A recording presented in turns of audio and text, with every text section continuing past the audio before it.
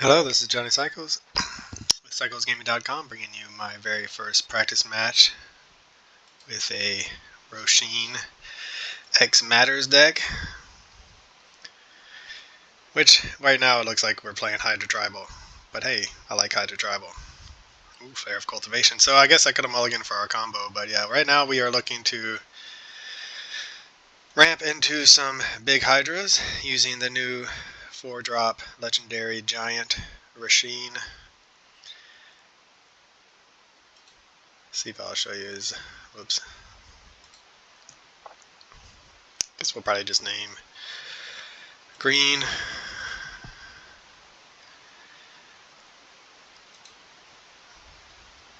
I don't know how much of it my screen you can see.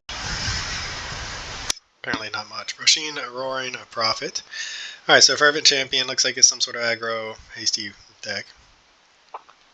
We're getting our Hydra Tribal game going on very quickly. How quickly are we going to die? So this says, equip abilities, you activate the target Fervent Champion, costs 3 less to activate. We're just going to go ahead and Flare of Cultivation and ramp. Put a force onto the battlefield. Choose a card to put on the battlefield tapped. Okay. And next turn we'll be able to start casting big Hydras, and hopefully we won't be dead. So Rosheen, Roaring, Prophet, if I just remembered his name correctly, allows us to dig 6 cards deep for an X mana spell. All of the Sky Claves. So I think our sideboard plan will be pretty good. Attach it to target creature you control. It's 3/3, first strike, haste, and flying. Very nice. Will we be able to keep up with what our opponent is doing right now?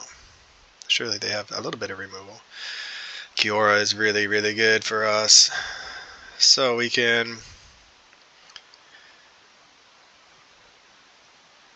just trying to think, if we play a mountain, we can go 1, 2, 3, 4, get a 4/4 Shivan Devastator. We can play a Kiora and get a 3/3 Goldvein Hydra.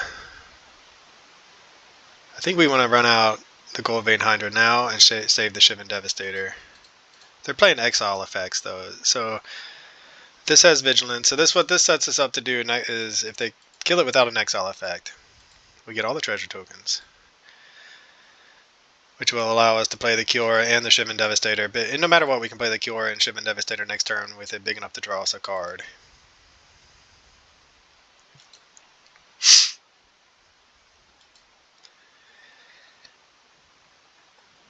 They're set up to win the race right now if they can't answer what we're doing. Or, I mean, I imagine they are going to answer it or have a ton of, like, equipment to put to this Fervent Champion. Alright, so they play a Imperial Recruiter, going to get probably a Stoneforge Mystic or something else.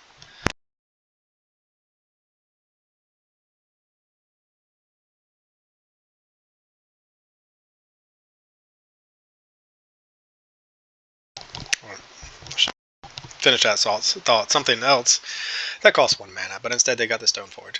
It's been about, I don't even know, a week and a half since I played any Magic. I was traveling for a wedding.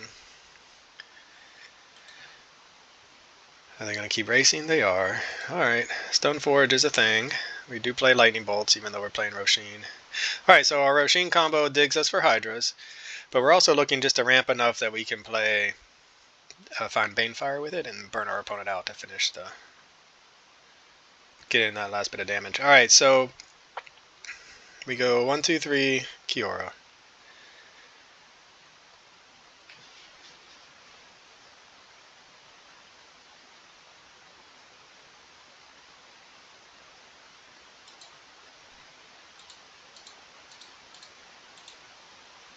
This is maybe a little bit greedy, I don't know.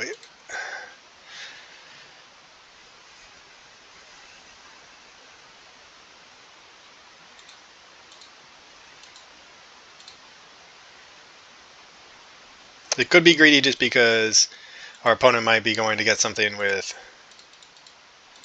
lifelink to help win the race, but we don't really have any removal. This does put him on a close to a 2-turn clock. They have a blocker to soak up 1 point of damage, but we also have a follow-up play. Banefire. Boreal Gareza. Well, that combos with our Flare of Cultivation. It also just gives us a blocker. Let's see what our opponent decides to do. They're just going to take it. Alright, maybe they have a plan to win this turn. We'll find out. Will our Hydras get there? Right now, yeah, this is basically a Hydra tribal using Flare of Cultivation and a Boreal Grazer as our ramp. Which, I mean, that's pretty good. I won't lie. But Rosheen is in the deck to help us find Banefire and our Hydra. And then we want to have a ton of mana to use to burn our opponent out the rest of the way. So a Banefire would be nice off the top here.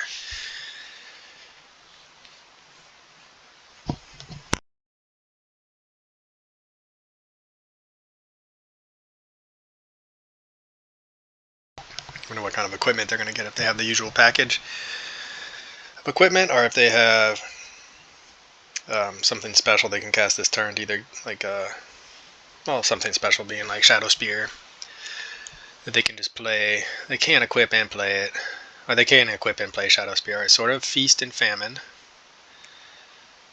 Alright, protection from black and from green. Whenever an equipped creature deals combat damage to player, that player discards a card and you untap all lands you control. Okay. Setting up for the... So this is just, they can, once each turn, or this equip abilities cost 3 less, so yeah, they can equip it for free. Well, that's pretty good for our opponent. Protection from black and from green and flying. Is it good enough, though? Do they attack us? You get to untap all their lands.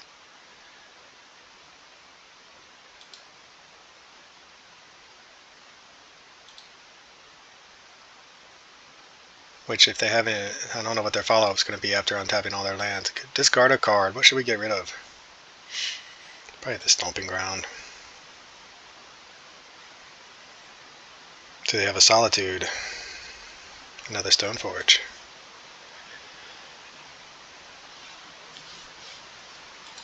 Going to get another sword, I imagine. So that means they probably aren't dead, because they can soak up quite a bit of damage from... Soak up to all 4 of the Goldvein Hydra damage. Block the Mistcutter Hydra. We can play a Grazer. Lion Slash. But the Grazer can't block. Yeah, we need a Lightning Bolt. Banefire. These would be our best draws. Lion Slash does.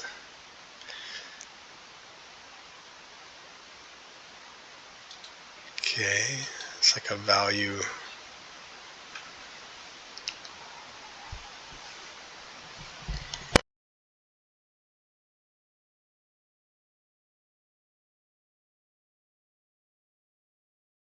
Does reconfigure count as equip? Doesn't look like it. There's a lightning bolt. Alright, so what can we do? How can we win this turn?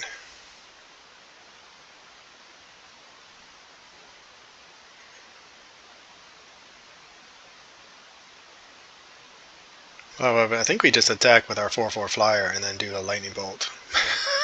I think that's probably the best way to go.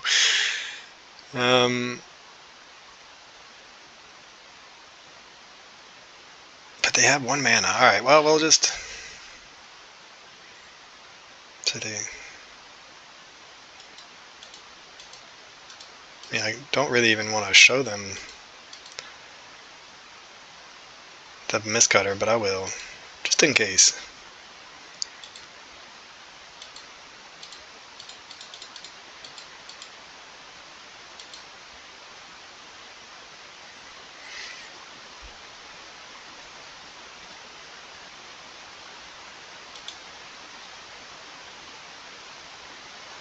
So they're playing very... Oh, and they scoop it up. Alright, didn't have to show them the lightning bolt. Alright, what do we want to bring in? Probably... I mean, Blood Moons aren't going to be that great. Brotherhood's End. Can sweep away what they're up to. Force of Vigor, same. Can take care of their problematic. So I have Flare of Duplication in here. I ain't having a chance to talk about the deck. I mean, I'm a little rusty in general on commentary. But you can see the deck here now. Rosheen, Roaring Prophet, digs us for X mana spells, lets us get Banefire or one of our Hydras. We're just looking to flood the board, make a lot of big Hydras, and or get enough mana to burn out our opponent with Banefire. We're not all in on it. I think all in on it is a Flare of Duplication package to go with it, so we double up our Banefire. So we need to take out 6 cards. And do we just get rid of our Flare Duplication package? I hate to get rid of the Roaring. Let's go down a little bit of our ramp. I like everything else we got going on. Maybe if we lose this game or on the play, we'll put it all back in.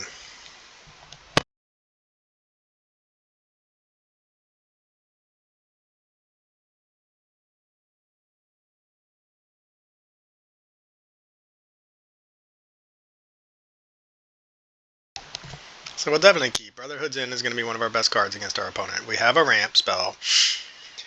We have a Hydra. So we don't... And then we have a lot of land. So we're going to need to draw, but hopefully this draw some action or some enablers. But otherwise, hopefully this Brotherhood's End will get us caught back, let them kind of empty their hand. While Brotherhood's End, blow everything up. The one thing that makes this a little bit awkward is we probably won't be able to do creatures and artifacts, so we'll either have to take out their equipment or take out their creatures.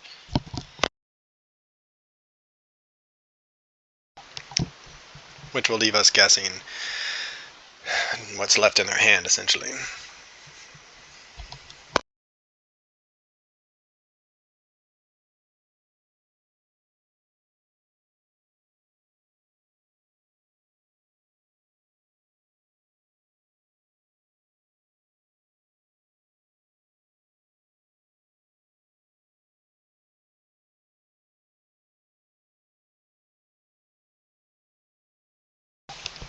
So yeah, this is a fairly rough draft, first draft of my X Matters deck with Rosheen, Roaring Prophet. Taking our Hydra Tribal package minus some of those support pieces and going more into the let's care about X. So Roaring Prophet obviously cares about that, plus Banefire.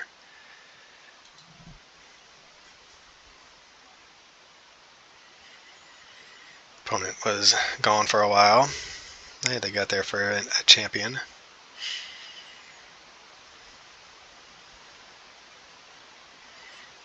Alright, our hand is shaping up now with another big Hydra to play.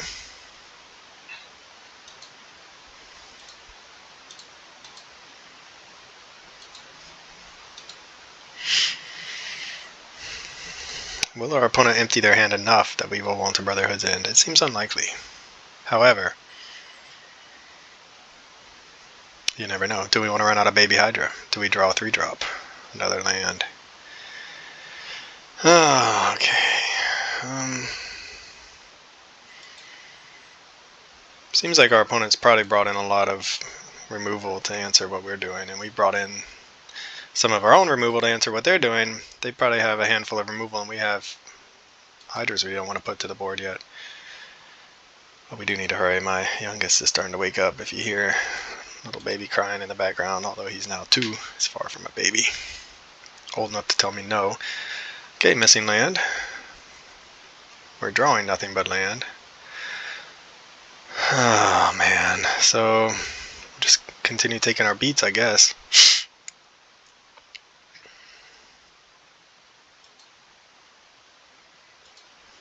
Could have Field of Ruin that turn just to have something to do. Next turn we'll run out something just that doesn't die to Lightning Bolt, basically. We want a Hydra that doesn't die to Lightning Bolt. Stoneforge Mystic.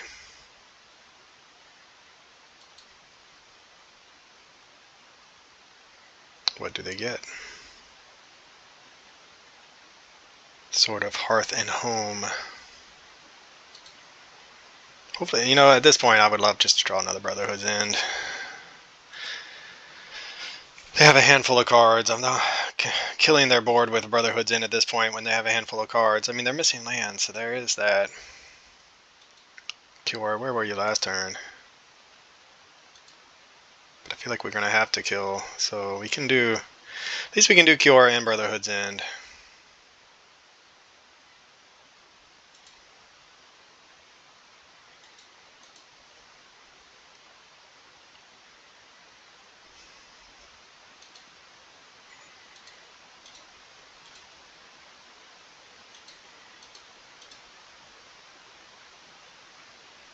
Does 3 damage to each creature and each planeswalker. That's a bit of a nombo, but it does advance our board.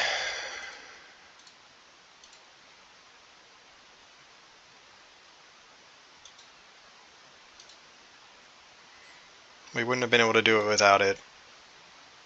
Next turn we can make really big Hydras. Draw some cards. We have other cures. They're stuck on mana. They find their third land. Yeah, not ideal doing it that way. 1, 2. So we could have done Brotherhood's End first, and we wouldn't have been able to cast. Yep, there's our first removal spell. We wouldn't have been able to cast the Kiora at the same time. So I think we'll take this opportunity. Ooh, another one. We'll take this opportunity to just Mistcutter Hydra, since there are no blockers. The other ones have Invasion. I wonder if they have Path to Exile.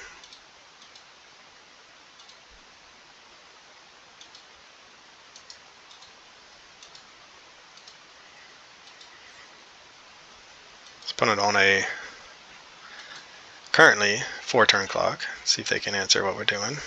I feel like they must have nothing but removal, given what they've shown us. Oh, Colossus Hammer. Okay.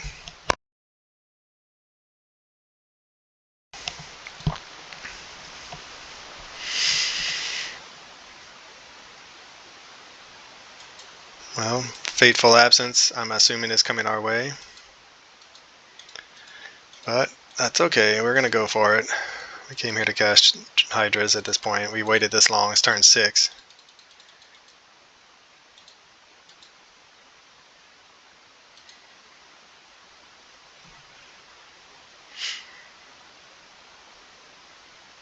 Opponent can answer one of our threats if they have it, and then if they don't, they're going to be dead.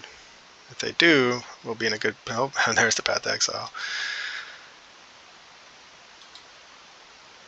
I mean...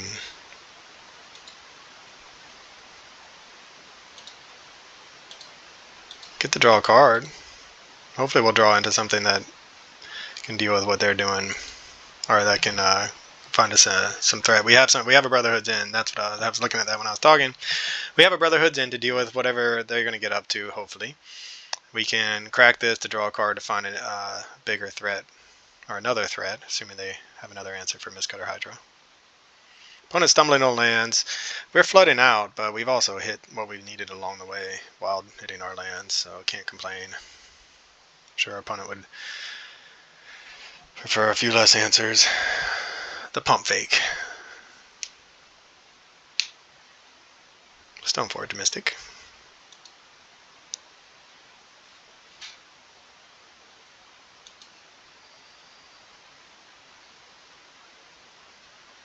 What do they get? Colossus Hammer number 2. Sure. So right now shields are down for our opponent, so if we... It's Rosheen, Roaring Prophet. The time has come for us to find Banefire off of Rosheen. Does our opponent block?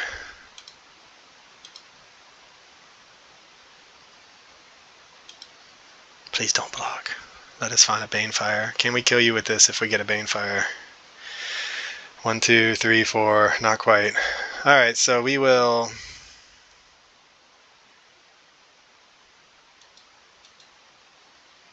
I don't know what to do.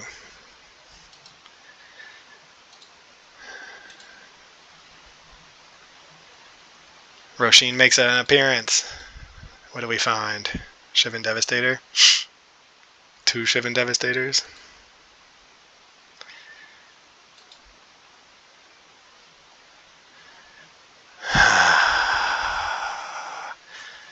I mean, honestly, the right choice right here is probably to Brotherhood's End. Man, so much stuff. We could have... Anyway, Brotherhood's End, the Colossus Hammers. What does this Sword of Hearth and Home do?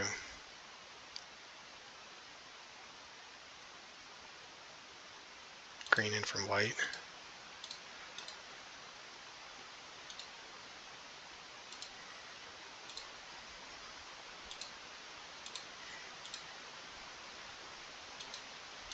just to like protect us from them killing us out of nowhere, essentially.